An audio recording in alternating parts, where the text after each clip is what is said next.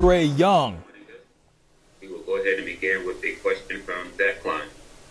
I guess the message afterwards, Trae, was you got one checkbox done, split, go back home, and something tells me Friday night's going to be rocking at State Farm. Yeah, shit, I hope so. I hope so. I hope the fans are ready to rock the house on Friday. Christos. Hey, Trae, what are the takeaways from those two games for your team from your perspective? And what do you need to improve on Game 3 after that loss tonight? I think it was good the way we came out here and got a game. Obviously, they're a really good team on their floor. So, getting one game out here was something we wanted to at least do. Came up short in this game, but I'm proud of the way we fought. Obviously, they came out there hitting some shots and they came out ready to play. So for us, we gotta make the adjustments and proper adjustments going into Game 3, and we'll be all right. Chris Kirshner. Hey Trae, what do you feel like? Let me rephrase that. What did you think of the way you guys defended as a team there tonight? I don't think we did a good job.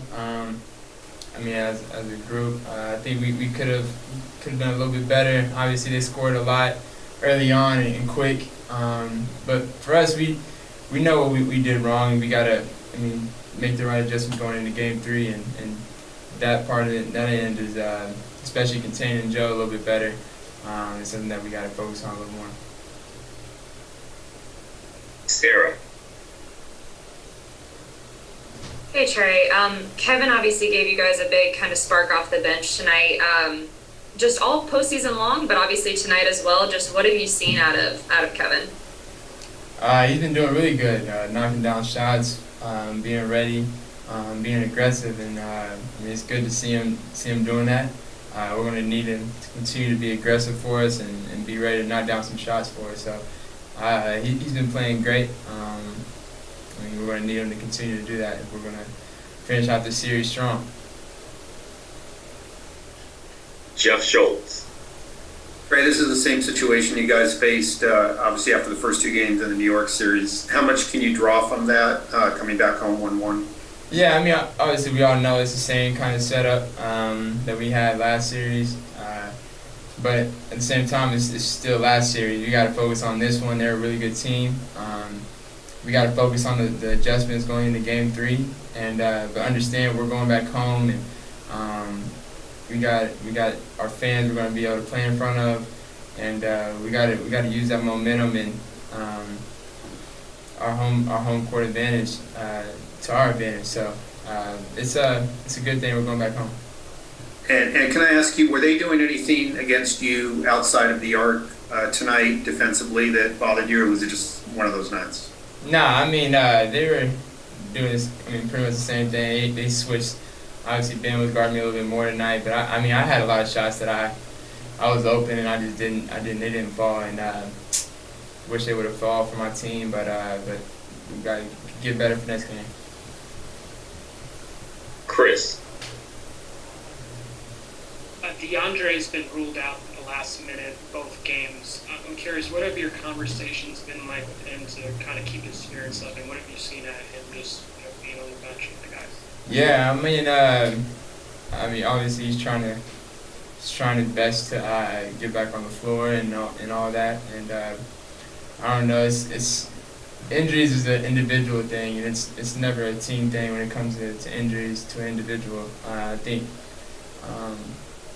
When you get injuries, you got to take care of your body and understand your body more than anybody else. So I think Dre's kind of doing that for himself, and I don't blame him. His knee's pretty swollen, so I know him. He wants to be out on that court playing with us, but I know he's definitely cautious about his body too. I'm sorry, Chris. Go ahead. Great. When they have 2-3 guys on the wing who can score with the way Philly does, how much do you miss someone like DeAndre, who was arguably the best perimeter defender for you? Yeah. No, you miss him a lot. You definitely miss his presence, especially on that defensive end. He's a great on-ball defender, even a help side defender. He's really good at reading defenses and things like that. So and at the same time, he can go on the other end and score too. So we're definitely missing a big piece of our offense and our defense with Trae being out. But nobody feels sorry for us, so we still gotta find a way to win. Just a couple more to Zach.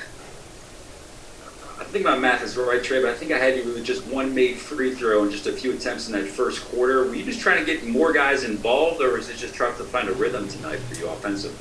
I think for me it was they were showing a lot of attention early on, especially getting screens. They were kind of doubling and making me get off the ball.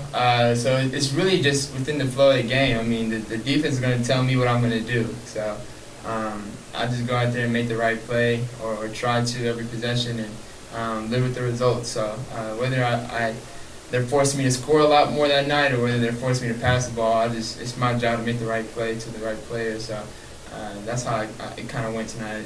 They were just showing me a lot more bodies. Final question from Maria. Hi Trae, hope you're well. What do you think are the strengths that you and your team have to step up and get ready for the next games back home?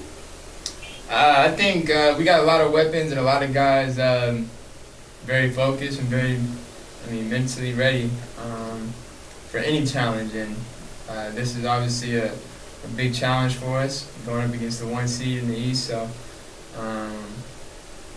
we're going back home now, being able to play in front of our fans. We're going to try to use that energy that they bring and give us, the momentum for us. See y'all Friday.